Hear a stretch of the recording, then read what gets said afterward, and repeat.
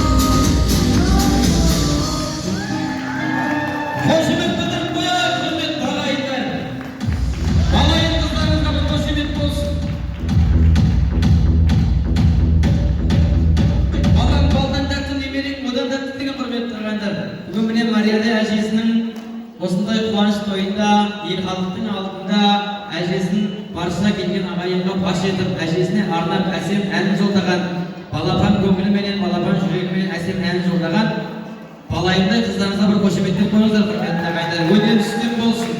Осы әжесінің жасын берсін, жолын берсін, құрметті ағайындар. Бұл осы әулеттегі анамыздың қуаныш тойындағы өнердің басы, қадірменді ағайындар. Бағана байқадыңыздар, Жанарда Жеміс жақсы әсем әнмен бастады ғой. Бүгін Алла қаласа осы Мария анамыздың бүгінгі думанды тойы тілекпен емес, осы анамыздың жеке концертімен өтеді, құрметті ағайындар. Әрбір отбасынан бір адамнан шығып өнер көрсетеді, құрметті ағайындар. Сондықтан да баршамыз дастархан басында отырып, сол өнердің куәсі болайық. Балайымдай қыздарыңызға бір қошемет білдіріп қояйық. Аман болыңыздар.